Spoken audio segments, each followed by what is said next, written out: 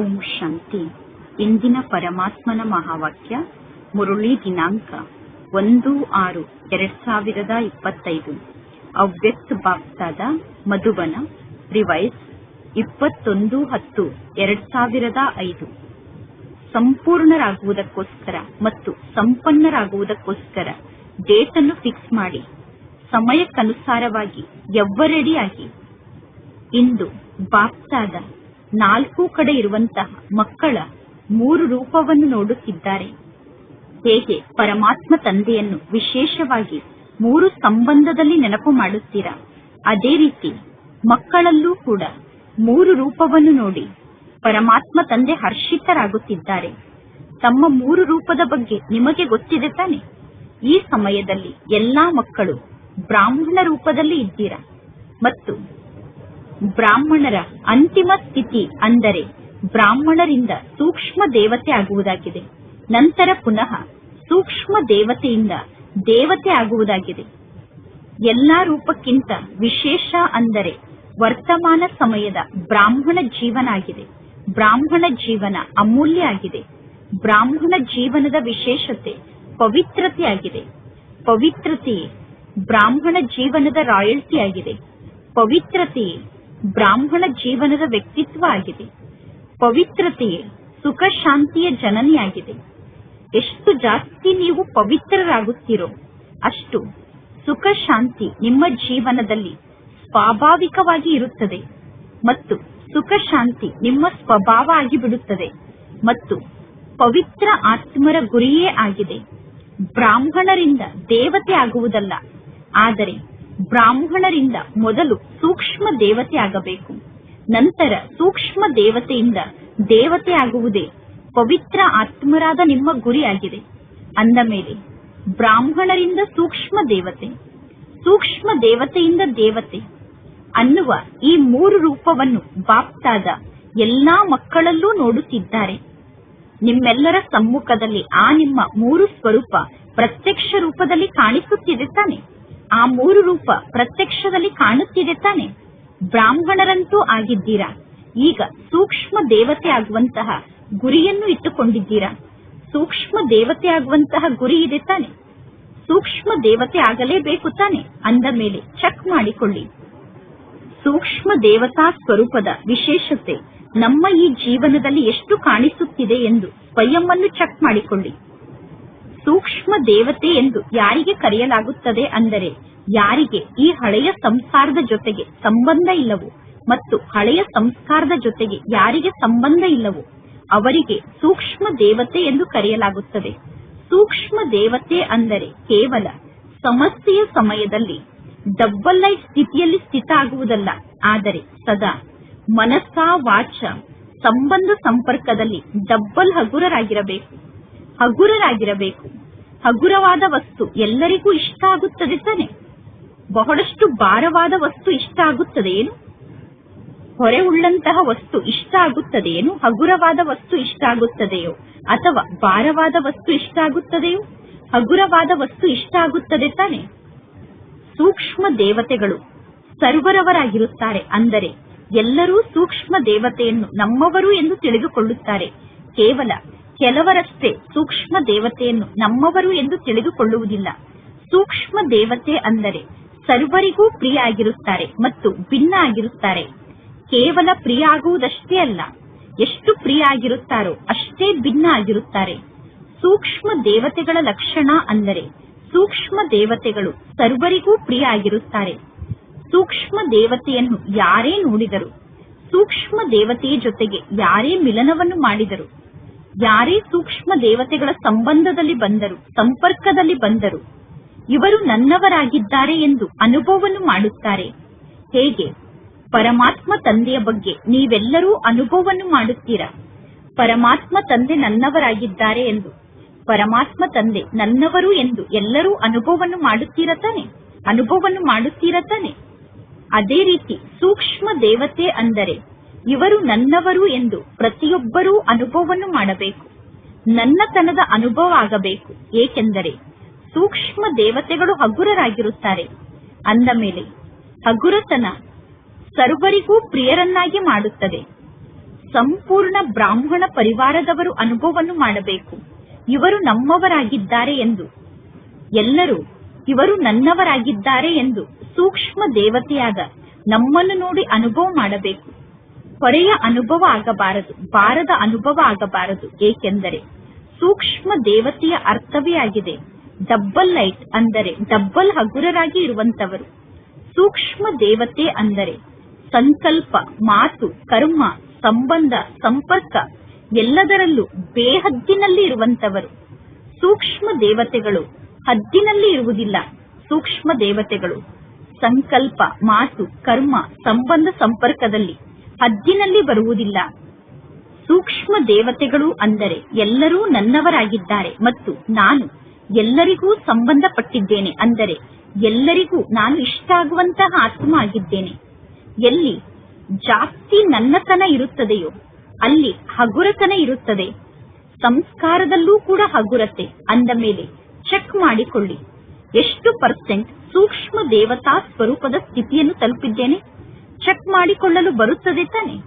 Check ಮಾಡಿಕೊಳ್ಳುವಂತವರಾಗಿದ್ದೀರಾ ತಾನೆ? ಕೇವಲ check ಮಾಡಿಕೊಳ್ಳುವಂತವರಾಗಿದ್ದೀರೋ ಅಥವಾ ಚೆಕ್ ಮಾಡಿಕೊಂಡ ನಂತರ ಸರಿಪಡಿಸಿಕೊಳ್ಳುವಂತವರಾಗಿದ್ದೀರೋ? ಶುಭಾಶಯಗಳು. ಬಾಪ್ತಾದರವರಿಗೆ ಈಗ ಇದೇ ಶುಭ ಆಸೆ ಇದೆ. ವರ್ತಮಾನ ಸಮಯವನ್ನು ನೋಡುತ್ತಾ ಯಾರೆಲ್ಲ ತಮ್ಮನ್ನು ತಾವು ಮಹಾರಥಿಗಳು ಎಂದು ತಿಳಿದುಕೊಂಡಿದ್ದೀರೋ ಅವರ ಸ್ಟೇಜ್ 95%ಗೆ ಬಂದು ತಲುಪಿರಬೇಕು. ನೀವೀಗ 95%ಗೆ ಬಂದು ತಲುಪಿರಬೇಕು. ಕೆಲವರು ಹೇಳಿದರು 98%ಗೆ ಬಂದು ತಲುಪುತ್ತೇವೆ ಎಂದು. ಶುಭಾಶಯಗಳು. ನಿಮ್ಮ ಮುಖದಲ್ಲಿ ಗುಲಾಬ್ ಜಾಮೂನ್. ನೀವೀಗ ಪರಮಾತ್ಮ ತಂದೆ ನಿಮ್ಮ ಬಾಯಲ್ಲಿ ಇಟ್ಟಿರುವಂತಹ ಗುಲಾಬ್ ಜಾಮೂನ್ ಅನ್ನು ತಿನ್ನಿ. ಏಕೆಂದರೆ ನೀವೆಲ್ಲರೂ ನೋಡುತ್ತಿದ್ದೀರಾ ಮತ್ತು ನೀವೆಲ್ಲರೂ ಅರ್ಥ ಮಾಡಿಕೊಂಡಿದ್ದೀರಾ. ನಾವೆಲ್ಲರೂ ಆ ಸಂಪನ್ನ ಸ್ಥಿತಿಯನ್ನು ತಲುಪಲೇಬೇಕು. ತಲುಪುತ್ತೇವೆ ಅಲ್ಲ, ನಾವೀಗ ತಲುಪಲೇಬೇಕು. ಮಾಡುತ್ತೇವೆ, ನೋಡುತ್ತೇವೆ, ಆಗುತ್ತದೆ, ನಾವು ಮಾಡಿ ತೋರಿಸುತ್ತೇವೆ. ಅಂತಹ ಸ್ಥಿತಿಗೆ ಹೋಗಿ ತಲುಪುತ್ತೇವೆ. ನಾವೇ ನೋಡುತ್ತೇವೆ, ಪ್ರಯತ್ನ ಪಡುತ್ತೇವೆ ಅನ್ನುವ ಈ ಭಾಷೆಯನ್ನು ಈಗ ಪರಿವರ್ತನೆ ಮಾಡಿಕೊಳ್ಳಿ. ನೀವೀಗ ಯಾವ ಸಂಕಲ್ಪವನ್ನು ಮಾಡುತ್ತೀರೋ ಆ ಸಂಕಲ್ಪವನ್ನು ಚೆಕ್ ಮಾಡಿಕೊಳ್ಳಿ. ನನ್ನ ಸಂಕಲ್ಪದಲ್ಲಿ ಎಷ್ಟು ಪರ್ಸೆಂಟೇಜ್ ನಿಶ್ಚಯ ಇದೆ ಮತ್ತು ನನ್ನ ಸಂಕಲ್ಪ ಎಷ್ಟು ಸಫಲತಾಪೂರ್ವಕ ಆಗಿದೆ ಎಂದು ಈಗ ಚೆಕ್ ಮಾಡಿಕೊಳ್ಳುವುದನ್ನು ತೀವ್ರಗತಿಯಿಂದ ವೃದ್ಧಿಗೊಳಿಸಿಕೊಳ್ಳಿ. ಮೊದಲು ಚೆಕ್ ಮಾಡಿಕೊಳ್ಳಿ, ನಂತರ ಕರ್ಮದಲ್ಲಿ ಬನ್ನಿ. ಎಂದೂ ಕೂಡ ಈ ರೀತಿ ಆಗಬಾರದು. ಎಂತಹ ಸಂಕಲ್ಪ ಬೇಕಾದರೂ ನನ್ನ ಮನಸ್ಸಿನಲ್ಲಿ ಬರುತ್ತದೆ, ಎಂತಹ ಶಬ್ದ ಬೇಕಾದರೂ ನನ್ನ ಬಾಯಿಂದ ಬರುತ್ತದೆ. ಸಂಬಂಧ ಸಂಪರ್ಕದಲ್ಲಿ ಈ ರೀತಿ ಆಗುತ್ತದೆ, ಆ ರೀತಿ ಆಗುತ್ತದೆ ಎಂದು ಹೇಳಬಾರದು. ಯಾರೆಲ್ಲ ವಿವಿಐಪಿಗಳಾಗಿರುತ್ತಾರೋ ಅವರ ಪ್ರತಿಯೊಂದು ಮಾತಿನಲ್ಲೂ ಚೆಕಿಂಗ್ ನಡೆಯುತ್ತದೆ. ನಿಮ್ಮೆಲ್ಲರಿಗೂ ಗೊತ್ತಿದೆ ತಾನೆ, ವಿವಿಐಪಿಗಳ ಪ್ರತಿಯೊಂದು ವಸ್ತುವನ್ನು ಮೊದಲು ಚೆಕ್ ಮಾಡಲಾಗುತ್ತದೆ. ಮೊದಲು ಅವರು ಹೋಗುವಂತಹ ಸ್ಥಾನವನ್ನು ಕೂಡ ಚೆಕ್ ಮಾಡುತ್ತಾರೆ. ನಂತರ ವಿವಿಐಪಿಗಳು ಆ ಸ್ಥಾನದಲ್ಲಿ ಹೆಜ್ಜೆಯನ್ನು ಇಡುತ್ತಾರೆ. ಅಂದ ಮೇಲೆ ಈಗ ಮಕ್ಕಳಾದ ನೀವು 2 ಗಂಟೆಯ ನಂತರ 4 ಗಂಟೆಯ ನಂತರ ಚೆಕ್ಕಿಂಗ್ ಅನ್ನು ಮಾಡಿಕೊಂಡರೆ ನಡೆಯುವುದಿಲ್ಲ. ಮೊದಲು ಚೆಕ್ಕಿಂಗ್ ಅನ್ನು ಮಾಡಿಕೊಳ್ಳಬೇಕು, ನಂತರ ಹೆಜ್ಜೆಯನ್ನು ಇಡಬೇಕು. ಮೊದಲು ಚೆಕ್ ಮಾಡಿ ನಂತರ ಹೆಜ್ಜೆಯನ್ನು ಇಡಬೇಕು. ಏಕೆಂದರೆ ವರ್ತಮಾನ ಸಮಯದಲ್ಲಿ ಯಾರೆಲ್ಲ ವಿವಿಐಪಿಗಳು ಇದ್ದಾರೋ ಅವರು ಕೇವಲ 1 ಜನ್ಮಕ್ಕೋಸ್ಕರ ವಿವಿಐಪಿಗಳಾಗಿದ್ದಾರೆ. ಅವರು ಸ್ವಲ್ಪ ಸಮಯಕ್ಕೋಸ್ಕರ ವಿವಿಐಪಿಗಳಾಗಿದ್ದಾರೆ. ಮತ್ತು ನೀವೆಲ್ಲರೂ ಈ ಸೃಷ್ಟಿ ನಾಟಕದಲ್ಲಿ ಬ್ರಾಹ್ಮಣರಿಂದ ಸೂಕ್ಷ್ಮ ದೇವತೆ ಆಗುವಂತವರು. ನಿಮ್ಮ ಹೆಸರಿನ ಜೊತೆಗೆ ಎಷ್ಟು ವಿವಿ ಅಂದರೆ ವೆರಿ ವೆರಿ ಇಂಪಾರ್ಟೆಂಟ್ ಪರ್ಸನ್ ಅನ್ನುವ ಶಬ್ದವನ್ನು ಸೇರಿಸಿಕೊಳ್ಳುತ್ತೀರೋ ಅಷ್ಟು ನೀವು ವಿವಿಐಪಿ ಆಗಿದ್ದೀರಾ. ನೋಡಿ, ಬ್ರಾಹ್ಮಣರಿಂದ ಸೂಕ್ಷ್ಮ ದೇವತೆ ಆಗುತ್ತಿರುವ ನಿಮ್ಮ ಹೆಸರಿನ ಜೊತೆಗೆ ವಿ ಅನ್ನುವ ಶಬ್ದವನ್ನು ಸೇರಿಸಿಕೊಳ್ಳುತ್ತಾ ಹೋಗಿ. ನೀವೆಲ್ಲರೂ ನಿಮ್ಮ ಚಿತ್ರವನ್ನು ನೋಡಿದ್ದೀರಾ ತಾನೆ? ನಿಮ್ಮ ಆ ಚಿತ್ರದ ಪೂಜೆಯನ್ನು ಮಾಡುತ್ತಿದ್ದಾರೆ. ನಿಮ್ಮ ಪೂಜ್ಯ ಸ್ವರೂಪದ ಚಿತ್ರವನ್ನು ನೋಡಿದ್ದೀರಾ ತಾನೆ? ಬಲೆ ಮಂದಿರಕ್ಕೆ ಹೋಗಿ ನೋಡದೇ ಇರಬಹುದು, ಫೋಟೋದಲ್ಲಿ ನಿಮ್ಮ ಚಿತ್ರವನ್ನು ನೋಡಿದ್ದೀರಾ ತಾನೆ? ಈಗಲೂ ಕೂಡ ನಿಮ್ಮ ಆ ಚಿತ್ರಕ್ಕೆ ಎಷ್ಟೊಂದು ಬೆಲೆ ಇದೆ. ನಿಮ್ಮ ಆ ದೇವತಾ ಸ್ವರೂಪದ ಚಿತ್ರಕ್ಕೋಸ್ಕರ ಎಷ್ಟು ದೊಡ್ಡ ದೊಡ್ಡ ಮಂದಿರವನ್ನು ನಿರ್ಮಾಣ ಮಾಡುತ್ತಾರೆ. ನಿಮ್ಮ ಚಿತ್ರ ಏನಿದೆ ಆ ಚಿತ್ರ 3 ಫೂಟ್ನ ಚಿತ್ರ ಆಗಿರುತ್ತದೆ. ಆ 3 ಫೂಟ್ನ ಚಿತ್ರಕ್ಕೆ ಎಷ್ಟು ಅಷ್ಟೊಂದು ಬೆಲೆ ಇದೆ. ಆ ಜಡ ಚಿತ್ರಕ್ಕೆ ಅಷ್ಟೊಂದು ಬೆಲೆ ಇದೆ. ಜಡ ಚಿತ್ರದ ರೂಪದಲ್ಲೂ ಕೂಡ ನೀವು ಅಮೂಲ್ಯ ಆತ್ಮರಾಗಿದ್ದೀರಾ, ಬೆಲೆ ಬಾಳುವಂತವರಾಗಿದ್ದೀರಾ ತಾನೆ. ನಿಮ್ಮ ಚಿತ್ರದ ದರ್ಶನವನ್ನು ಮಾಡಿಕೊಳ್ಳುವುದಕ್ಕೋಸ್ಕರ ಭಕ್ತರು ಎಷ್ಟು ದೊಡ್ಡ ಕ್ಯೂನಲ್ಲಿ ನಿಲ್ಲುತ್ತಾರೆ ಮತ್ತು ಚೈತನ್ಯದಲ್ಲಿ ನೀವೆಲ್ಲರೂ ಎಷ್ಟು ದೊಡ್ಡ ವಿವಿಐಪಿ ಆಗಿದ್ದೀರಾ. ಅಂದ ಮೇಲೆ ಒಂದು ಹೆಜ್ಜೆಯನ್ನು ಇಡುವುದಕ್ಕಿಂತ ಮೊದಲು ಚೆಕ್ ಮಾಡಿಕೊಳ್ಳಿ. ಕಾರ್ಯವನ್ನು ಮಾಡಿದ ನಂತರ ಚೆಕ್ ಮಾಡಿಕೊಳ್ಳುತ್ತೀರಾ, ಆದರೆ ಹೆಜ್ಜೆಯನ್ನು ಇಟ್ಟ ನಂತರ ಚೆಕ್ ಮಾಡಿಕೊಳ್ಳುತ್ತೀರಾ. ಆ ಹೆಜ್ಜೆಯನ್ನು ಪುನಃ ವಾಪಸ್ ನಿಮ್ಮ ಕೈಗೆ ನೀವು ತೆಗೆದುಕೊಳ್ಳಲು ಸಾಧ್ಯ ಇಲ್ಲ. ಅಂದರೆ ಇಟ್ಟಂತ ಹೆಜ್ಜೆ ಹಿಂದಕ್ಕೆ ಬರಲು ಸಾಧ್ಯ ಇಲ್ಲ. ಅಜ್ಞಾನ ಕಾಲದಲ್ಲೂ ಕೂಡ ಹೇಳುತ್ತಾರೆ, ವಿಚಾರ ಮಾಡಿ ಕರ್ಮವನ್ನು ಮಾಡಿ, ಕರ್ಮವನ್ನು ಮಾಡಿ ವಿಚಾರವನ್ನು ಮಾಡಬೇಡಿ ಎಂದು. ಮೊದಲು ವಿಚಾರವನ್ನು ಮಾಡಿ ನಂತರ ಕರ್ಮವನ್ನು ಮಾಡಿ ಎಂದು ಅಜ್ಞಾನ ಕಾಲದಲ್ಲಿ ಹೇಳುತ್ತಾರೆ. ಅಂದ ಮೇಲೆ ನಿಮ್ಮ ಸ್ವಮಾನದ ಸೀಟ್ನಲ್ಲಿ ನೀವು ಸೆಟ್ ಆಗಿ ಇರಿ. ಎಷ್ಟು ಜಾಸ್ತಿ ಪೊಸಿಷನ್ ಅಲ್ಲಿ ಇರುತ್ತೀರೋ ಅಷ್ಟು ಆಪೋಸಿಷನ್ ಬರಲು ಸಾಧ್ಯ ಇಲ್ಲ. ಅಂದರೆ ಶ್ರೇಷ್ಠ ಸ್ಥಿತಿ ಅನ್ನುವ ಪೊಸಿಷನ್ ಅಲ್ಲಿ ನೀವು ಸೆಟ್ ಆದರೆ ಯಾರು ನಿಮಗೆ ವಿರೋಧವನ್ನು ಮಾಡಲು ಸಾಧ್ಯ ಇಲ್ಲ. ಮಾಯೆ ಯಾವಾಗ ವಿರೋಧವನ್ನು ಮಾಡುತ್ತದೆ ಅಂದರೆ ಯಾವಾಗ ನೀವು ನಿಮ್ಮ ಶ್ರೇಷ್ಠ ಸ್ಥಿತಿ ಅನ್ನುವ ಪೊಸಿಷನ್ ಅಲ್ಲಿ ಸ್ಥಿತಾಗಿ ಇರುವುದಿಲ್ಲವೋ ಆಗ ಮಾಯೆ ವಿರೋಧವನ್ನು ಮಾಡುತ್ತದೆ. ಅಂದ ಮೇಲೆ ಈಗ ಬಾಪ್ತಾದರವರ ಕ್ವಶನ್ ಆಗಿದೆ, ನಿಮ್ಮೆಲ್ಲರ ಗುರಿಯಾಗಿದೆ ಸಂಪನ್ನ ಆಗುವುದು. ಸಂಪೂರ್ಣ ಆಗುವುದೇ ನಿಮ್ಮೆಲ್ಲರ ಗುರಿಯಾಗಿದೆ. ಸಂಪನ್ನ ಆಗಬೇಕು, ಸಂಪೂರ್ಣ ಆಗಬೇಕು ಅನ್ನುವ ಗುರಿ ಇದೆಯೋ, ಅಥವಾ ಸ್ವಲ್ಪ ಸ್ವಲ್ಪ ಸಂಪನ್ನ ಆಗಬೇಕು, ಸ್ವಲ್ಪ ಸ್ವಲ್ಪ ಸಂಪೂರ್ಣ ಆಗಬೇಕು ಅನ್ನುವ ಗುರಿ ಇದೆಯೋ? ಸಂಪನ್ನ ಮತ್ತು ಸಂಪೂರ್ಣ ಆಗಬೇಕು ಅನ್ನುವ ಗುರಿ ಇದೆ ತಾನೆ. ಎಲ್ಲರಿಗೂ ಸಂಪನ್ನ ಮತ್ತು ಸಂಪೂರ್ಣ ಆಗುವ ಗುರಿ ಇದೆ ತಾನೆ. ಯಾರಿಗೆ ಗುರಿ ಇದೆಯೋ ಅವರು ಕೈಯನ್ನು ಎತ್ತಿ. ಸಂಪೂರ್ಣರಾಗಲೇಬೇಕು ತಾನೆ. ಒಳ್ಳೆಯದು. ಎಷ್ಟು ಸಮಯದಲ್ಲಿ ಸಂಪೂರ್ಣರಾಗುತ್ತೀರಾ? ನೀವು ಜನರಿಗೆ ಪ್ರಶ್ನೆಯನ್ನು ಕೇಳುತ್ತೀರಾ ತಾನೆ. ವಿದ್ಯಾರ್ಥಿಗಳಿಗೆ ಟೀಚರ್ ಪ್ರಶ್ನೆಯನ್ನು ಕೇಳುತ್ತಾರೆ, ನಿಮ್ಮ ಗುರಿ ಏನಾಗಿದೆ ಎಂದು. ಅಂದ ಮೇಲೆ ಇಂದು ಬಾಪ್ತಾದ ವಿಶೇಷವಾಗಿ ಟೀಚರ್ಸ್ ಅನ್ನು ಕೇಳುತ್ತಿದ್ದಾರೆ. 30 ವರ್ಷದ ಟೀಚರ್ಸ್ ಇಲ್ಲಿ ಕುಳಿತಿದ್ದೀರಾ. ಅಂದ ಮೇಲೆ 30 ವರ್ಷದವರು ನಾಳೆ ಪರಸ್ಪರ ಸೇರಿ ಕುಳಿತು ಪ್ರೋಗ್ರಾಮ್ ಅನ್ನು ನಿರ್ಮಾಣ ಮಾಡಬೇಕು. ಬಹಳಷ್ಟು ಮೀಟಿಂಗ್ ಅನ್ನು ಮಾಡುತ್ತೀರಾ. ಬಾಪ್ತಾದ ನೋಡುತ್ತಿರುತ್ತಾರೆ. ಮೀಟಿಂಗ್ ಸೀಟಿಂಗ್, ಮೀಟಿಂಗ್ ಸೀಟಿಂಗ್ ಅಂದರೆ ಸಭೆಯನ್ನು ಸೇರಿಸುತ್ತೀರಾ, ಮೀಟಿಂಗ್ ಮಾಡುತ್ತೀರಾ, ಸಭೆಯಲ್ಲಿ ಸೇರುತ್ತೀರಾ, ಮೀಟಿಂಗ್ ಮಾಡುತ್ತೀರಾ. ಆದರೆ ಈಗ ಎಂತಹ ಮೀಟಿಂಗ್ ಅನ್ನು ಮಾಡಬೇಕು ಅಂದರೆ ಯಾವಾಗ ನಾವು ಸಂಪನ್ನ ಆಗುತ್ತೇವೆ, ಸಂಪನ್ನ ಆಗಲು ಎಷ್ಟು ಸಮಯ ಬೇಕು ಅನ್ನುವ ಮೀಟಿಂಗ್ ಅನ್ನು ಮಾಡಿ. ಮತ್ತು ಎಷ್ಟೆಲ್ಲ ಫಂಕ್ಷನ್ ಅನ್ನು ಮಾಡುತ್ತೀರೋ ಆ ಫಂಕ್ಷನ್ಗೋಸ್ಕರ ಡೇಟ್ ಅನ್ನು ಫಿಕ್ಸ್ ಮಾಡುತ್ತೀರಾ. ಇಂತಹ ಫಂಕ್ಷನ್ಗೋಸ್ಕರ ಇಂತಹ ಡೇಟ್, ಅಂದರೆ ಇಂತಹ ಡೇಟ್ ನಲ್ಲಿ ಇಂತಹ ಫಂಕ್ಷನ್ ಅನ್ನು ಮಾಡಬೇಕು ಎಂದು ಡೇಟ್ ಅನ್ನು ಫಿಕ್ಸ್ ಮಾಡುತ್ತೀರಾ. ಆದರೆ ಯಾವಾಗ ಸಂಪನ್ನ ಆಗಬೇಕು ಅನ್ನುವ ಡೇಟ್ ಅನ್ನು ಫಿಕ್ಸ್ ಮಾಡಿಕೊಂಡಿಲ್ಲ. ಇನ್ನು ಸಂಪನ್ನ ಆಗಲು ನಿಮಗೆ ಎಷ್ಟು ವರ್ಷ ಬೇಕು ಅನ್ನುವುದನ್ನು ತಿಳಿಸಿ. ಏಕೆ ಬಾಪ್ತಾದ ಏಕೆ ಎಂದು ಹೇಳುತ್ತಿದ್ದಾರೆ? ಏಕೆಂದರೆ ಬಾಪ್ತಾದರವರನ್ನು ಪ್ರಕೃತಿ ಕೂಡ ಕೇಳುತ್ತದೆ. ಯಾವಾಗ ವಿನಾಶವನ್ನು ಮಾಡಬೇಕು ಎಂದು ಬಾಪ್ತಾದರವರನ್ನು ಪ್ರಕೃತಿ ಕೇಳುತ್ತಿದೆ. ಅಂದ ಮೇಲೆ ಬಾಪ್ತಾದ ಪ್ರಕೃತಿಗೆ ಏನು ಉತ್ತರವನ್ನು ನೀಡಬೇಕು? ಬಾಪ್ತಾದ ಮಕ್ಕಳನ್ನು ಕೇಳುತ್ತಾರೆ ತಾನೆ, ಸಂಪನ್ನ ಆಗಲು ಇನ್ನೂ ಎಷ್ಟು ವರ್ಷ ಬೇಕು? ಇಂದಿನ ವಿಶೇಷ ಟಾಪಿಕ್ ಅಂದರೆ ಇನ್ನೂ ಎಷ್ಟು ಸಮಯ ಬೇಕು, ಇನ್ನು ಎಲ್ಲಿಯವರೆಗೆ ಸಮಯ ಬೇಕು ಅನ್ನುವುದೇ ಈ ದಿನದ ವಿಶೇಷ ಟಾಪಿಕ್ ಆಗಿದೆ. ಡಬ್ಬಲ್ ವಿದೇಶದ ಮಕ್ಕಳು ಕೂಡ ಕುಳಿತಿದ್ದಾರೆ. ಡಬ್ಬಲ್ ವಿದೇಶದವರು ಡಬ್ಬಲ್ ಪುರುಷಾರ್ಥಿಗಳಾಗಿದ್ದೀರ ತಾನೆ. ಅಂದ ಮೇಲೆ ಚಮತ್ಕಾರವನ್ನು ಮಾಡಿ ತೋರಿಸಿ. ವಿದೇಶದವರು ಉದಾಹರಣಾ ಸ್ವರೂಪರಾಗಿ, ಕೇವಲ ಬ್ರಾಹ್ಮಣ ಪರಿವಾರದ ಮುಂದೆ ಉದಾಹರಣಾ ಸ್ವರೂಪರಾಗಿ, ವಿಶ್ವದ ಮುಂದೆ ಸಂಪನ್ನ ಮತ್ತು ಸಂಪೂರ್ಣತೆಯ ಉದಾಹರಣಾ ಸ್ವರೂಪರಾಗಿ, ಸರ್ವ ಶಕ್ತಿಗಳು ಸರ್ವ ಗುಣಗಳಿಂದ ಸಂಪನ್ನರಾಗಿ, ಅಂದರೆ ಸಂಪೂರ್ಣರಾಗಿ, ಸರ್ವಶಕ್ತಿ ಮತ್ತು ಸರ್ವ ಗುಣಗಳಿಂದ ಸಂಪನ್ನ ಆಗಬೇಕು. ಮನಸ್ಸ ವಾಚ ಸಂಬಂಧ ಸಂಪರ್ಕ ನಾಲ್ಕು ಮಾತಿನಲ್ಲಿ ಒಂದು ವೇಳೆ ಒಂದು ಮಾತಿನಲ್ಲಿ ನೀವು ದುರ್ಬಲರಾಗಿ ಉಳಿದುಕೊಂಡರೂ ಕೂಡ ನಿಮಗೆ ಸಂಪನ್ನರು ಎಂದು ಕರೆಯುವುದಿಲ್ಲ. ನಾಲ್ಕು ಮಾತು ನೆನಪಿನಲ್ಲಿ ಇದೆ ತಾನೆ. ಮನಸ್ಸ ವಾಚ ಸಂಬಂಧ ಸಂಪರ್ಕ, ಇದರಲ್ಲಿ ಕರ್ಮ ಕೂಡ ಸಮಾವೇಶ ಆಗಿದೆ. ನಾಲ್ಕು ಮಾತಿನಲ್ಲೂ ಸಂಪನ್ನ ಆಗಬೇಕು.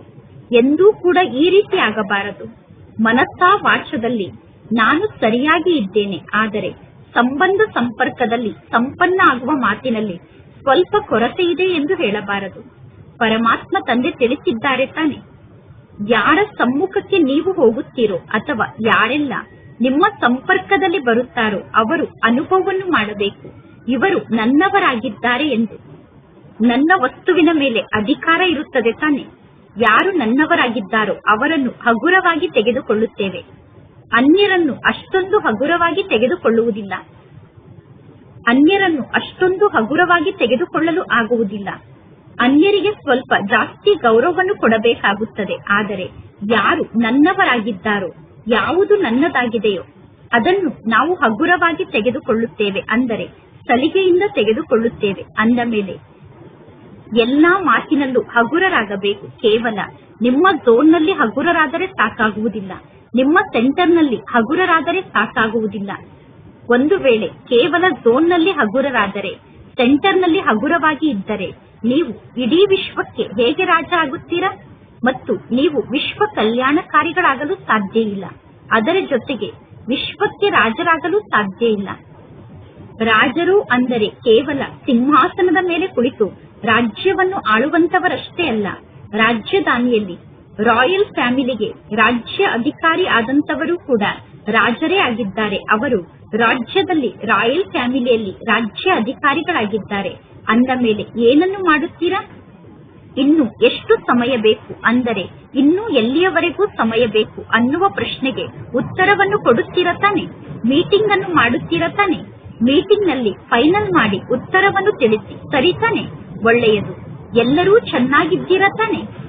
ಎಲ್ಲರೂ ನಾನು ಮಾಡಿ ತೋರಿಸಲೇಬೇಕು ಅನ್ನುವ ಉತ್ಸಾಹ ಎಲ್ಲರಲ್ಲೂ ಇದೆ ತಾನೆ. ನಾನು ಮಾಡಿ ತೋರಿಸಲೇಬೇಕು ಅನ್ನುವ ಉತ್ಸಾಹ ಎಲ್ಲರಲ್ಲೂ ಜಾಗೃತ ಆಗುತ್ತಿದೆ ತಾನೆ. ನಾನು ಸಂಪನ್ನ ಆಗಲೇಬೇಕು, ಸಂಪೂರ್ಣ ಆಗಲೇಬೇಕು. ಬಾಪ್ತಾದ ಇದೇ ಉಮಂಗ್ ಉತ್ಸಾಹವನ್ನು ಮಕ್ಕಳಲ್ಲಿ ತುಂಬುತ್ತಾರೆ. ಮಾಯಿ ಕೂಡ ನೋಡುತ್ತಿರುತ್ತದೆ. ಮಕ್ಕಳಲ್ಲಿ ಉಮಂಗ್ ಉತ್ಸಾಹ ಇದೆ ಅಂದ ಮೇಲೆ ಮಾಯೆ ಸ್ವಲ್ಪ ಏನನ್ನಾದರೂ ಮಾಡಿ ತೋರಿಸುತ್ತದೆ. ಏಕೆಂದರೆ ಈಗ ಇದು ಮಾಯೆಯ ಅಂತಿಮ ಸಮಯ ಆಗಿದೆ. ಮಾಯೆಯ ಅಂತಿಮ ಸಮಯ ಕೂಡ ಸಮೀಪದಲ್ಲಿ ಇದೆ. ಅಂದ ಮೇಲೆ ಮಾಯೆ ತನ್ನ ಬಳಿ ಎಷ್ಟೆಲ್ಲಾ ಅಸ್ತ್ರಶಸ್ತ್ರ ಇದೆಯೋ ಆ ಅಸ್ತ್ರಶಸ್ತ್ರವನ್ನು ಉಪಯೋಗ ಮಾಡುತ್ತದೆ. ಮತ್ತು ಮಾಯೆ ಹೇಗೆ ಪಾಲನೆಯನ್ನು ನೀಡುತ್ತದೆ ಅಂದರೆ ಮಕ್ಕಳಿಗೆ ಅರ್ಥವೇ ಆಗುವುದಿಲ್ಲ. ಇದು ಮಾಯೆಯ ಪಾಲನೆ ಆಗಿದೆ ಎಂದು ಮಕ್ಕಳಿಗೆ ಅರ್ಥವೇ ಆಗುವುದಿಲ್ಲ. ಇದು ಮಾಯೆಯ ಮತ ಆಗಿದೆ ಅನ್ನುವುದೇ ಮಕ್ಕಳಿಗೆ ಅರ್ಥ ಆಗುವುದಿಲ್ಲ. ಇದು ಮಾಯೆಯ ಮತ ಆಗಿದೆಯೋ ಪರಮಾತ್ಮ ತಂದೆಯ ಮತ ಆಗಿದೆಯೋ ಅನ್ನುವುದು ಮಕ್ಕಳಿಗೆ ಅರ್ಥ ಆಗುವುದಿಲ್ಲ. ಇದು ಮಾಯೆಯ ಮತ ಆಗಿದೆಯೋ ಅಥವಾ ಪರಮಾತ್ಮ ತಂದೆಯ ಮತ ಆಗಿದೆಯೋ ಅನ್ನುವ ಮಾತನ್ನು ಮಕ್ಕಳು ಮಿಕ್ಸ್ ಮಾಡಿಕೊಂಡು ಬಿಡುತ್ತಾರೆ. ಸೂಕ್ಷ್ಮ ದೇವತಾ ಸ್ವರೂಪವನ್ನು ರೂಪಿಸಿಕೊಳ್ಳುವಾಗ ಯಾವ ಮಾತು ವಿಘ್ನವನ್ನು ಹಾಕುತ್ತದೆ ಅಥವಾ ಅಡೆತಡೆಯನ್ನು ಹಾಕುತ್ತದೆ, ಅಥವಾ ವಿಶೇಷ ಪುರುಷಾರ್ಥದಲ್ಲಿ ಯಾವ ಮಾತು ಅಡೆತಡೆಯನ್ನು ಹಾಕುತ್ತದೆ, ಅದರಲ್ಲೂ ಕೂಡ ಎರಡು ಶಬ್ದವೇ ಇದೆ. ಆ ಎರಡು ಶಬ್ದ ಸಾಮಾನ್ಯವಾದ ಶಬ್ದ ಆಗಿದೆ, ಕಷ್ಟದ ಶಬ್ದ ಅಲ್ಲ. ಮತ್ತು ಅನೇಕ ಬಾರಿ ಆ ಶಬ್ದವನ್ನು ನೀವು ಉಪಯೋಗ ಮಾಡುತ್ತೀರಾ. ಆ ಶಬ್ದ ಯಾವುದಾಗಿದೆ? ನಾನು ಮತ್ತು ನನ್ನದು ಅನ್ನುವಂತಹ ಶಬ್ದ. ಬಾಪ್ತಾದ ಬಹಳ ಸಹಜ ವಿಧಿಯನ್ನು ಮೊದಲೇ ತಿಳಿಸಿದ್ದಾರೆ. ಈ ನಾನು ಮತ್ತು ನನ್ನದು ಅನ್ನುವುದನ್ನು ಪರಿವರ್ತನೆ ಮಾಡಿಕೊಳ್ಳಬೇಕು. ನಾನು ಮತ್ತು ನನ್ನದು ಅನ್ನುವುದನ್ನು ಪರಿವರ್ತನೆ ಮಾಡಿಕೊಳ್ಳುವುದು ಹೇಗೆ ಅನ್ನುವುದು ನೆನಪಿದೆ ತಾನೆ. ನೋಡಿ, ಯಾವ ಸಮಯದಲ್ಲಿ ನೀವು ನಾನು ಅನ್ನುವ ಶಬ್ದವನ್ನು ಹೇಳುತ್ತೀರೋ ಆ ಸಮಯದಲ್ಲಿ ನಾನು ಆತ್ಮ ಆಗಿದ್ದೇನೆ ಅನ್ನುವ ಸ್ವರೂಪ ನಿಮ್ಮ ಸಮ್ಮುಖದಲ್ಲಿ ಕಾಣಿಸಬೇಕು. ನಾನು ಅನ್ನುವ ಶಬ್ದವನ್ನು ಹೇಳಿದಾಗ ಆತ್ಮದ ಸ್ವರೂಪವನ್ನು ಸಮ್ಮುಖದಲ್ಲಿ ನೋಡಿ. ನಾನು ಅನ್ನುವ ಶಬ್ದವನ್ನು ಹೇಳುವಾಗ ಕೇವಲ ನಾನು ಎಂದು ಹೇಳಬೇಡಿ, ನಾನು ಆತ್ಮ ಆಗಿದ್ದೇನೆ ಎಂದು ತಿಳಿದುಕೊಂಡು ನಾನು ಎಂದು ಹೇಳಿ. ನಾನು ಅನ್ನುವ ಶಬ್ದವನ್ನು ಹೇಳಿದಾಗ ಸ್ವಾಭಾವಿಕವಾಗಿ ಆತ್ಮದ ಸ್ಮೃತಿಯನ್ನು ತಂದುಕೊಳ್ಳಿ. ನಾನು ಅನ್ನುವ ಶಬ್ದದ ಹಿಂದೆ ಆತ್ಮ ಅನ್ನುವ ಶಬ್ದವನ್ನು ಸೇರಿಸಿ ನಾನು ಆತ್ಮ ಆಗಿದ್ದೇನೆ ಎಂದು ಹೇಳಿ. ಯಾವಾಗ ನನ್ನದು ಅನ್ನುವ ಶಬ್ದವನ್ನು ಹೇಳುತ್ತೀರೋ ಆಗ ಮೊದಲು ನನ್ನ ಬಾಬಾ ಎಂದು ಹೇಳಿ. ನನ್ನ ರುಮಾಲ್, ನನ್ನ ಸೀರೆ, ಇದು ನನ್ನದು, ಅದು ನನ್ನದು ಎಂದು ಹೇಳುತ್ತೀರಾ. ಆದರೆ ಎಲ್ಲದಕ್ಕಿಂತ ಮೊದಲು ನನ್ನ ಬಾಬಾ, ಮೇರಾ ಬಾಬಾ ಎಂದು ಹೇಳಬೇಕು. ನನ್ನದು ಅನ್ನುವ ಶಬ್ದವನ್ನು ಹೇಳಿದ ತಕ್ಷಣ ಪರಮಾತ್ಮ ತಂದೆ ಸಮ್ಮುಖದಲ್ಲಿ ಕಾಣಿಸಬೇಕು. ನಾನು ಅನ್ನುವ ಶಬ್ದವನ್ನು ಹೇಳಿದಾಗ ಆತ್ಮ ಸಮ್ಮುಖದಲ್ಲಿ ಕಾಣಿಸಬೇಕು. ಇದು ಸ್ವಾಭಾವಿಕ ಗುಣ ಆಗಿಬಿಡಬೇಕು ಮತ್ತು ನಿಮ್ಮ ಸ್ವಭಾವ ಆಗಿಬಿಡಬೇಕು. ಈ ಮಾತನ್ನು ಸ್ವಭಾವವನ್ನಾಗಿ ಮಾಡಿಕೊಳ್ಳುವುದು ಸಹಜ ಆಗಿದೆಯೋ ಅಥವಾ ಕಷ್ಟ ಆಗಿದೆಯೋ? ನಿಮ್ಮೆಲ್ಲರಿಗೂ ಗೊತ್ತಿದೆ ನಾನು ಆತ್ಮ ಆಗಿದ್ದೇನೆ ಎಂದು. ಆದರೆ ನಾನು ಅನ್ನುವ ಶಬ್ದವನ್ನು ಹೇಳುವ ಸಮಯದಲ್ಲಿ ನಾನು ಆತ್ಮ ಎಂದು ನೀವು ಸ್ವೀಕಾರವನ್ನು ಮಾಡುವುದಿಲ್ಲ. ನಾನು ಆತ್ಮ ಆಗಿದ್ದೇನೆ ಎಂದು 100% ಒಪ್ಪಿಕೊಂಡಿದ್ದೀರಾ. ನಾನು ಆತ್ಮ ಎಂದು ಸ್ವೀಕಾರ ಕೂಡ ಮಾಡುತ್ತೀರಾ. ನಂತರ ದೇಹಾಭಿಮಾನ ನಮ್ಮ ಸ್ವಭಾವ ಆಯಿತು. ಆಗ ನಾನು ದೇಹ ಎಂದು ನೆನಪು ಮಾಡಿಕೊಳ್ಳಲು ಕಷ್ಟವನ್ನು ಪಡಬೇಕಾಯಿತೇನು? ನಾನು ದೇಹ ಅನ್ನುವುದು ಸ್ವಾಭಾವಿಕವಾಗಿ ನೆನಪಿನಲ್ಲಿ ಇತ್ತು ತಾನೆ. ಅಂದ ಮೇಲೆ ನಾನು ಅನ್ನುವ ಶಬ್ದವನ್ನು ಬಾಯಿಂದ ಹೇಳುವುದಕ್ಕಿಂತ ಮೊದಲು ನಾನು ಅನ್ನುವುದು ಸಂಕಲ್ಪದಲ್ಲಿ ಬರುತ್ತದೆ ತಾನೆ. ಯಾವಾಗ ಸಂಕಲ್ಪದಲ್ಲಿ ನಾನು ಅನ್ನುವ ಶಬ್ದ ಬರುತ್ತದೆಯೋ ಆಗ ತಕ್ಷಣ ನಾನು ಆತ್ಮ ಆಗಿದ್ದೇನೆ ಅನ್ನುವ ಸ್ವರೂಪ ಸಮ್ಮುಖದಲ್ಲಿ ಕಾಣಿಸಬೇಕು. ಈ ಅಭ್ಯಾಸವನ್ನು ಮಾಡಿಕೊಳ್ಳುವುದು ಸಹಜ ಆಗಿದೆಯೋ ಅಥವಾ ಇಲ್ಲವೋ? ಕೇವಲ ನಾನು ಅನ್ನುವ ಶಬ್ದವನ್ನು ಹೇಳಬೇಡಿ. ನಾನು ಆತ್ಮ ಎಂದು ತಿಳಿದುಕೊಂಡು ಆತ್ಮದ ಜೊತೆಗೆ ನಾನು ಅನ್ನುವ ಶಬ್ದವನ್ನು ಹೇಳಿ. ಆಗ ನಾನು ಆತ್ಮ ಅನ್ನುವುದು ಪಕ್ಕಾ ಆಗುತ್ತದೆ.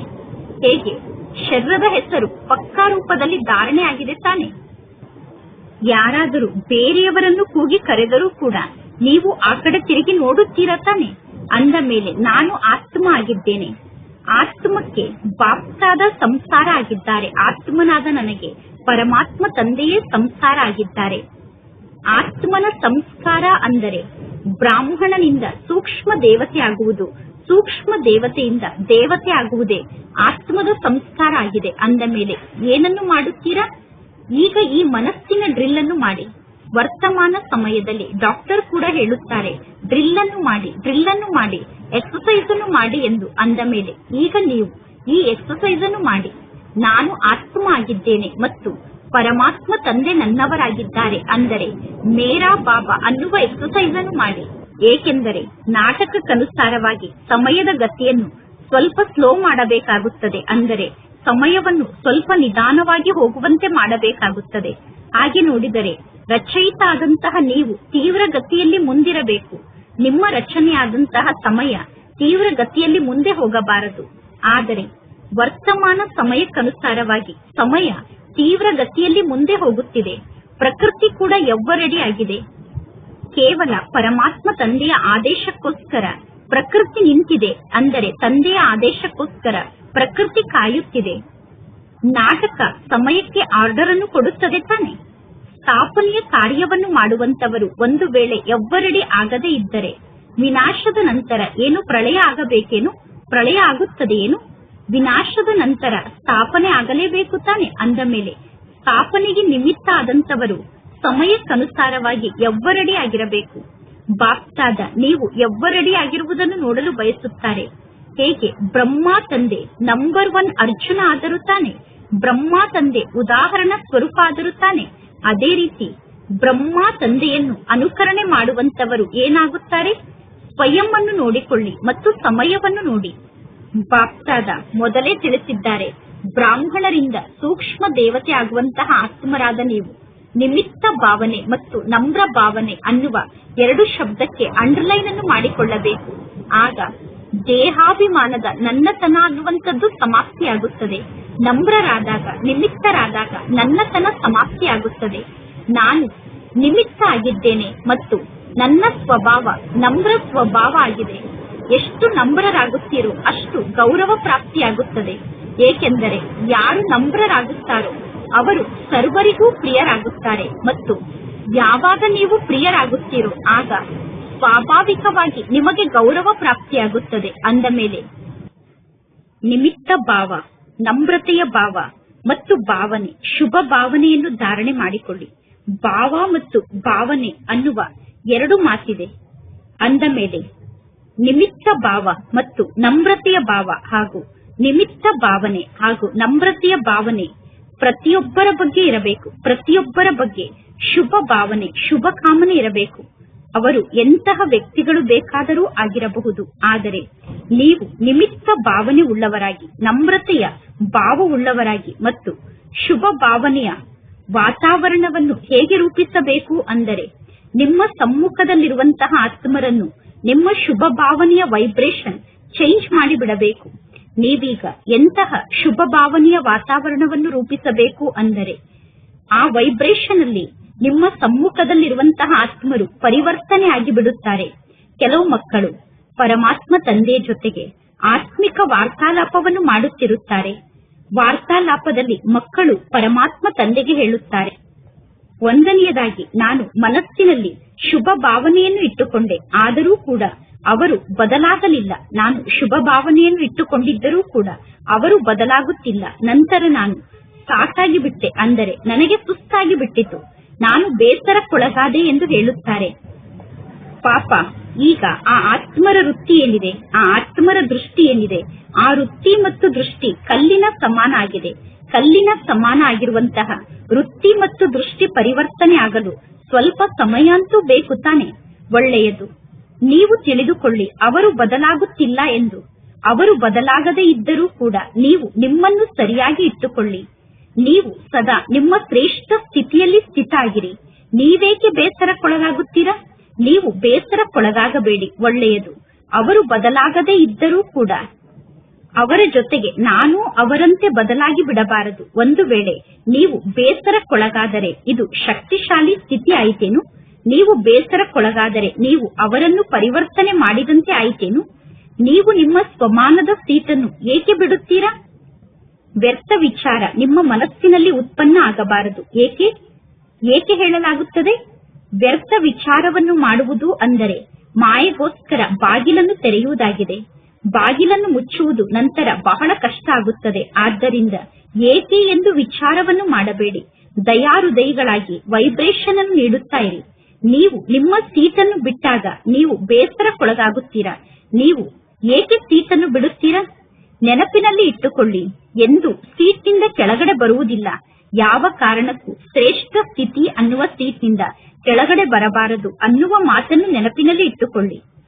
ನೀವು ಶ್ರೇಷ್ಠ ಸ್ಥಿತಿಯಿಂದ ಕೆಳಗಡೆ ಬಂದರೆ ಮಾಯೆ ಬಹಳಷ್ಟು ವಿರೋಧವನ್ನು ಮಾಡುತ್ತದೆ. ವ್ಯಕ್ತಿಗೆ ವಿರೋಧವನ್ನು ಮಾಡುತ್ತಾರೆ. ಸ್ವಭಾವ ಸಂಸ್ಕಾರದಲ್ಲೂ ಕೂಡ ವಿರೋಧ ನಡೆಯುತ್ತದೆ. ವಿಚಾರದಲ್ಲೂ ಕೂಡ ವಿರೋಧ ಉತ್ಪನ್ನ ಆಗುತ್ತದೆ. ಆದ್ದರಿಂದ ಸದಾ ಶ್ರೇಷ್ಠ ಸ್ಥಿತಿಯಲ್ಲಿ ಸ್ಥಿತಾಗಿ. ಅಂದ ಮೇಲೆ ನಾಳೆ ಏನನ್ನು ಮಾಡುತ್ತೀರಾ? ನೆನಪಿನಲ್ಲಿ ಇದೆ ತಾನೆ. ಬಾಪ್ತಾದರವರ ಬಗ್ಗೆ ಪ್ರೀತಿ ಇದೆ ತಾನೆ. ಅಂದ ಮೇಲೆ ಬಾಪ್ತಾದ ತಿಳಿದುಕೊಳ್ಳುತ್ತಾರೆ, ಈಗ ಎಲ್ಲಾ ಮಕ್ಕಳು ಬ್ರಹ್ಮ ತಂದೆಯ ಸಮಾನ ಆಗಬೇಕು ಎಂದು. ಬ್ರಹ್ಮ ತಂದೆಯ ಸಮ್ಮುಖಕ್ಕೆ ವಿರೋಧಿಗಳು ಬಂದರೋ ಅಥವಾ ಇಲ್ಲವೋ? ವಿರೋಧಿಗಳು ಬಂದರು ತಾನೆ. ಬ್ರಹ್ಮ ತಂದೆಯನ್ನು ವಿರೋಧ ಮಾಡಿದರೋ ಅಥವಾ ಇಲ್ಲವೋ? ಮಾಡಿದರು ತಾನೆ. ಮಾಯೆ ಕೂಡ ಬ್ರಹ್ಮ ತಂದೆಯನ್ನು ವಿರೋಧ ಮಾಡಿತು. ಆತ್ಮರು ಕೂಡ ವಿರೋಧವನ್ನು ಮಾಡಿದರು. ಪ್ರಕೃತಿ ಕೂಡ ಬ್ರಹ್ಮ ತಂದೆಯನ್ನು ವಿರೋಧ ಮಾಡಿತು. ಆದರೆ ಬ್ರಹ್ಮ ತಂದೆ ತಮ್ಮ ಶ್ರೇಷ್ಠ ಸ್ಥಿತಿಯನ್ನು ತ್ಯಾಗ ಮಾಡಿದರೇನು? ಬ್ರಹ್ಮ ತಂದೆ ತಮ್ಮ ಶ್ರೇಷ್ಠ ಸ್ಥಿತಿಯನ್ನು ಎಂದೂ ತ್ಯಾಗ ಮಾಡಲಿಲ್ಲ. ಆದ್ದರಿಂದ ಬ್ರಹ್ಮ ತಂದೆ ಸೂಕ್ಷ್ಮ ದೇವತೆ ಆದರು. ಅಂದ ಮೇಲೆ ಈಗ ನೀವು ಕೂಡ ಸ್ವಯಂ ಅನ್ನು ಸೂಕ್ಷ್ಮ ದೇವತೆ ಎಂದು ತಿಳಿದುಕೊಂಡು ವ್ಯವಹಾರವನ್ನು ಮಾಡಿ. ನಾನು ಸೂಕ್ಷ್ಮ ದೇವತೆ ಆಗಿದ್ದೇನೆ ಎಂದು ತಿಳಿದುಕೊಳ್ಳಿ ಮತ್ತು ಒಬ್ಬರು ಇನ್ನೊಬ್ಬರನ್ನು ಸೂಕ್ಷ್ಮ ದೇವತಾ ಸ್ವರೂಪದಲ್ಲಿ ನೋಡಿ. ಎಲ್ಲರೂ ಸೂಕ್ಷ್ಮ ದೇವತೆಗಳಾಗಿದ್ದಾರೆ ಅನ್ನುವ ರೂಪದಲ್ಲಿ ನೋಡಿ. ಸೂಕ್ಷ್ಮ ದೇವತೆಯಾದ ನನಗೆ ಹಳೆಯ ಸಂಸಾರದ ಜೊತೆಗೂ ಸಂಬಂಧ ಇಲ್ಲ, ಹಳೆಯ ಸಂಸ್ಕಾರದ ಜೊತೆಗೂ ಸಂಬಂಧ ಇಲ್ಲ, ಮತ್ತು ಈ ಜಗತ್ತಿನ ಯಾವ ಬ್ರಾಹ್ಮಣರ ಜೊತೆಗೂ ಸಂಬಂಧ ಇಲ್ಲ. ಎಲ್ಲಾ ಸಂಬಂಧ ಸಮಾಪ್ತಿಯಾಗಿದೆ. ಈಗ ನಾನು ಸೂಕ್ಷ್ಮ ದೇವತೆ ಆಗಿದ್ದೇನೆ. ಎಲ್ಲರೂ ಸೂಕ್ಷ್ಮ ದೇವತೆ ಆಗಿದ್ದಾರೆ. ಇವರೂ ಸೂಕ್ಷ್ಮ ದೇವತೆ ಆಗಿದ್ದಾರೆ, ಅವರೂ ಸೂಕ್ಷ್ಮ ದೇವತೆ ಆಗಿದ್ದಾರೆ ಅನ್ನುವ ದೃಷ್ಟಿಯಿಂದ ಎಲ್ಲರನ್ನೂ ನೋಡಿ. ಅನ್ನುವ ವೈಬ್ರೇಷನ್ ಅನ್ನೇ ಎಲ್ಲಾ ಕಡೆ ಹರಡಿ. ಎಲ್ಲರೂ ಸೂಕ್ಷ್ಮ ದೇವತೆಗಳು ಅನ್ನುವ ವೈಬ್ರೇಷನ್ ಅನ್ನು ಹರಡಿ. ಒಳ್ಳೆಯದು.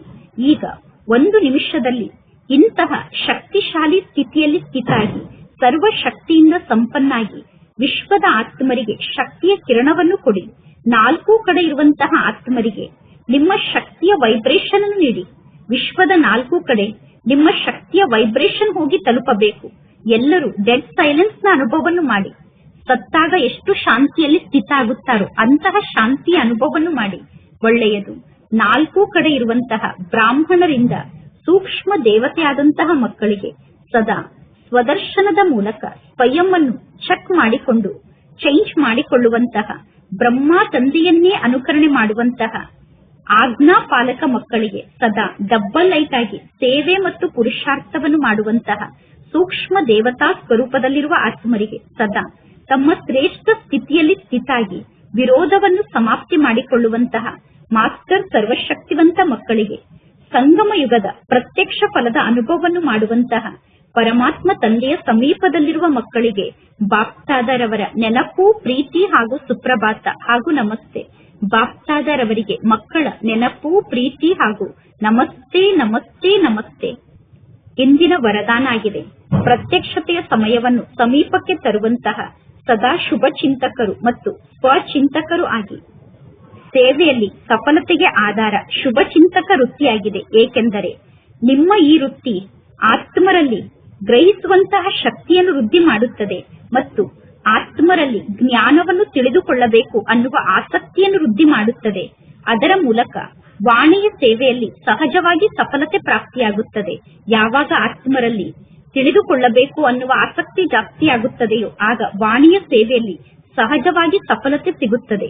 ಮತ್ತು ಸ್ವಯಂಗೋಸ್ಕರ ಸ್ವಚಿಂತನೆಯನ್ನು ಮಾಡುವಂತಹ ಸ್ವಚಿಂತಕ ಆತ್ಮರು ಸದಾ ಮಾಯಾಪ್ರೂಫ್ ಆಗಿರುತ್ತಾರೆ. ಅವರು ಎಂದೂ ಕೂಡ ಅನ್ಯರ ಅವಗುಣವನ್ನು ಗ್ರಹಿಸಿಕೊಳ್ಳುವುದಿಲ್ಲ, ಅಂದರೆ ಅನ್ಯರ ದುರ್ಬಲತೆಯನ್ನು ಸ್ವಯಂನಲ್ಲಿ ಧಾರಣೆ ಮಾಡಿಕೊಳ್ಳುವುದಿಲ್ಲ ಮತ್ತು ವ್ಯಕ್ತಿ ಅಥವಾ ವೈಭವದ ಆಕರ್ಷಣೆಯಿಂದ ಅವರು ಸಂಪೂರ್ಣ ಪ್ರೂಫ್ ಆಗಿರುತ್ತಾರೆ, ಅಂದರೆ ದೂರ ಆಗಿರುತ್ತಾರೆ.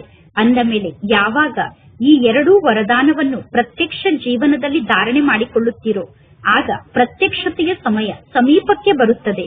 ಇಂದಿನ ಶ್ಲೋಗನ್ ಆಗಿದೆ, ನಿಮ್ಮ ಸಂಕಲ್ಪವನ್ನೂ ಕೂಡ ಪರಮಾತ್ಮ ತಂದೆಯ ಸಮ್ಮುಖದಲ್ಲಿ ಅರ್ಪಣೆ ಮಾಡಿ, ಆಗ ಸರ್ವ ಪ್ರಕಾರದ ದುರ್ಬಲತೆ ಸ್ವತಃ ದೂರ ಆಗುತ್ತದೆ. ಇಂದಿನ ಅವ್ಯಕ್ತ ಸೂಚನೆಯಾಗಿದೆ, ಆತ್ಮಿಕ ಸ್ಥಿತಿಯಲ್ಲಿ ಸ್ಥಿತ ಆಗಿರುವಂತಹ ಅಭ್ಯಾಸವನ್ನು ಮಾಡಿ ಅಂತರ್ಮುಖಿಗಳಾಗಿ ಪರಮಾತ್ಮ ತಂದೆಯ ಪ್ರೀತಿಯ ಅನುಭವವನ್ನು ಮಾಡುವುದಕ್ಕೋಸ್ಕರ ಅಂತರ್ಮುಖಿಗಳಾಗಿ ಈ ದೇಹದಿಂದ ಭಿನ್ನ ಆಗಿ ಆತ್ಮಿಕ ಸ್ವರೂಪದಲ್ಲಿ ಸ್ಥಿತ ಆಗುವಂತಹ ಅಭ್ಯಾಸವನ್ನು ವೃದ್ಧಿ ಮಾಡಿಕೊಳ್ಳಿ. ಸದಾ ಅಂತರ್ಮುಖತೆಯ ಗುಹೆಯಲ್ಲಿ ಇರಿ, ಆಗ ಹಳೆಯ ಜಗತ್ತಿನ ವಾತಾವರಣದಿಂದ ದೂರ ಆಗಿ ಬಿಡುತ್ತೀರಾ. ಆಗ ವಾತಾವರಣದ ಪ್ರಭಾವ ನಿಮ್ಮ ಮೇಲೆ ಆಗಲು ಸಾಧ್ಯ ಇಲ್ಲ. ಒಳ್ಳೆಯದು. ಓಂ ಶಾಂತಿ.